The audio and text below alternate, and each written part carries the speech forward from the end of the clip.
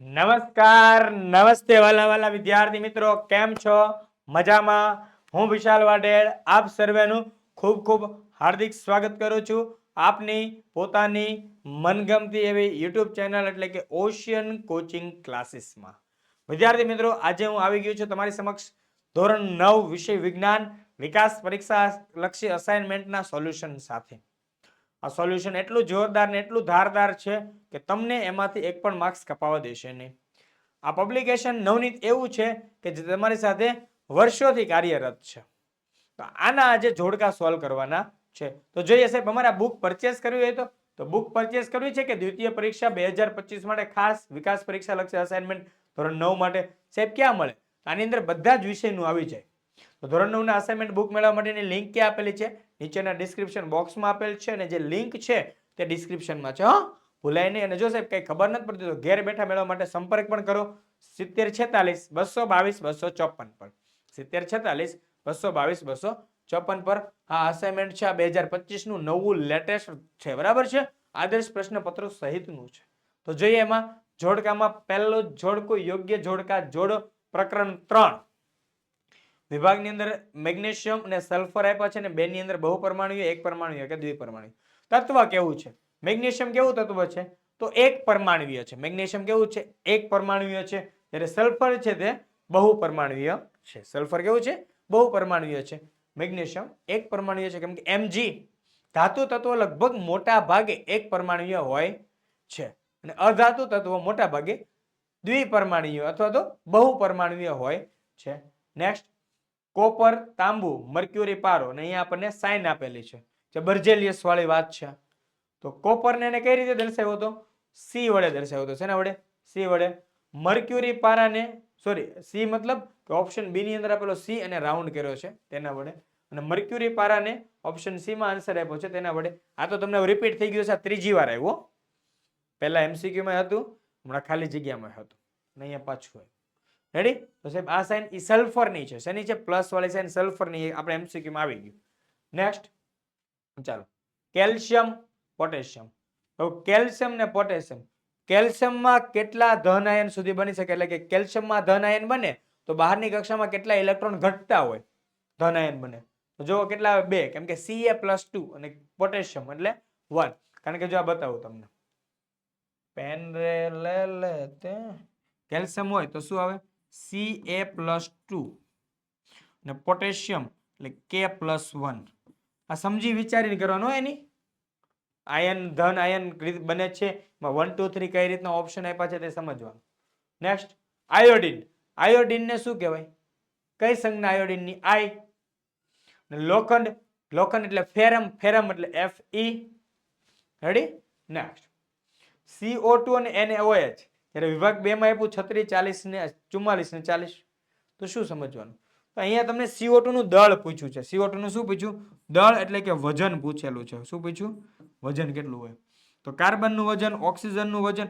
તો કાર્બનનું વજન સહિત આપણે વાત કરીએ તો કાર્બનનું વજન 12, ઓક્સિજનમાં 16 અને 2 છે એટલે 16 દુ ને 32. રેડી? તો 32 ને 12 એટલે 44. NaOH તો સોડિયમ એટલે 23, ઓક્સિજન એટલે 16 અને હાઇડ્રોજન એટલે 1. રેડી? 16 ને 1 17, 17 ને 23 40. તો કાર્બન ડાયોક્સાઇડ 44, NaOH 40. રેડી? આ રીતે એના દળ થઈ ગયા. નેક્સ્ટ, નિયમિત વર્તુળાકાર ગતિ. નિયમિત વર્તુળાકાર ગતિ હોય, નીચે છે મુક્ત પતન પામતા પથ્થરની ગતિ. તો નિયમિત વર્તુળાકાર ગતિ હોય એને શું કહેવાય? અચળ ઝડપ. શું કહેવાય? અચળ ઝડપ અથવા તો નિયમિત ઝડપ. ને ફિક્સ છે ઝડપ એમ.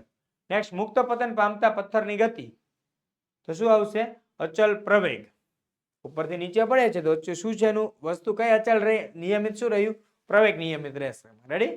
નેક્સ્ટ, ઝડપ ને પ્રવેગ. તો ઝડપનો એકમ કયો? તો ઝડપનો એકમ આવે મીટર પ્રતિ second, ms⁻⁻1 metre into second ⁻⁻1 આ વંચાય. રેડી? ચાલો, તો ઝડપનું મીટર ઇન્ટુ સેકન્ડ ⁻⁻1 ને પ્રવેગ એટલે metre into second ⁻⁻2. Ready? Next, ત્રીજો વિભાગ 1 વેગ અને ઝડપ. તો વેગ કેવી રાશિ? તો વેગને દિશા સાથે લાગે વળગે, વેગને દિશા સાથે લાગે વળગે એટલે એને સદિશ કહેવાય. વેગ દિશા વગર હોય નહીં, અને ઝડપ એને કે દિશા સાથે લાગતું વળગતું નથી એટલે અદિશ રાશિ કહેવાય. કેવી કહેવાય? અદિશ. નેક્સ્ટ જોઈએ વિભાગ 1. xt આલેખના ઢાળ પરથી મળતી રાશિનો એકમ. xt છે. કોણ છે? xt એટલે અંતર સમય, અંતર વિરુદ્ધ સમય. તો અંતર વિરુદ્ધ સમય એટલે મીટર પર સેકન્ડ, મીટર પર સેકન્ડ એટલે ઓપ્શન એ. રેડી? vt એટલે વેગ અને સમય આ આલેખ દ્વારા ઘેરાતા ક્ષેત્રફળ પરથી મળતી રાશિનો એકમ. એના દ્વારા શું મળે? મીટર પર સેકન્ડ. આ તો હતું જ વેગ એટલે, અને હરજી ફરી પાછો એક પર સેકન્ડ આવ્યો. શું થાય? મીટર પર સેકન્ડ રેઝ ટુ -2. રેડી છે? ચાલો, તો શું મળે? મીટર પર સેકન્ડ રેઝ ટુ -2. ઓકે, જોઈએ નેક્સ્ટ. ધન પ્રવેગ અને ઋણ પ્રવેગ. તો ધન પ્રવેગ કોને કહેવાય? જોઈએ ઓપ્શન એ છે 10 મીટર પર સેકન્ડ જેટલા વેગથી ગતિ કરતી કાર 10 સેકન્ડ બાદ સ્થિર થાય છે. સ્થિર થાય છે. ચાલુ વધારે હતું પછી સ્થિર થયું. જો વધુથી ઓછું થાય એટલે પ્રતિ આવે.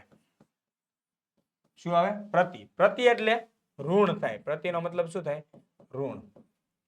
કાર 15 મીટર પર સેકન્ડના નિયમિત વેગથી, નિયમિત વેગથી ગતિ એમાં ધન ઋણ કાંઈ ન હોય, 0 આવે. શું આવે? 0. કાર સ્થિર સ્થિતિમાંથી શરૂ કરે છે અને 10 સેકન્ડમાં 60 કિલોમીટર પ્રાપ્ત કરે છે. એટલે શું થાય છે? વધે છે. વધે એટલે સીધી વાત. તો વધે એટલે ધન હોય. વધે એટલે શું હોય? ધન. રેડી? ચાલો, તો જોવો ખ્યાલ આવે છે. ધન પ્રવેગ તો કાર સ્થિર સ્થિતિમાંથી સ્થિરમાંથી શરૂ કરીને 60 કિલોમીટર પ્રતિ કલાકનો વેગ પ્રાપ્ત કરે છે. અને અહીંયા શું છે કે 10 મીટર પ્રતિ સેકન્ડ હતો એમાંથી સ્થિર થાય છે. સ્થિર એટલે 0 થાય, ઘટે એટલે ઋણ થાય. રેડી? એટલે ઓપ્શન એ. જોઈએ નેક્સ્ટ. અરે વાહ, અહીંયા આપણે વિભાગ એ નું સંપૂર્ણ સોલ્યુશન પૂરું થાય છે. આની પછી શું જોવાનું? તો વિભાગ બી. વિભાગ બી એટલે કયો? અરે વાલા વિદ્યાર્થી મિત્રો, 2 માર્ક્સના સવાલો વાળો, કે જેમાં ટૂંકા ટૂંકા સવાલો પૂછાતા હોય, 40 થી 50 શબ્દોમાં જવાબ લખવાનો હોય છે. સરસ મજાનો.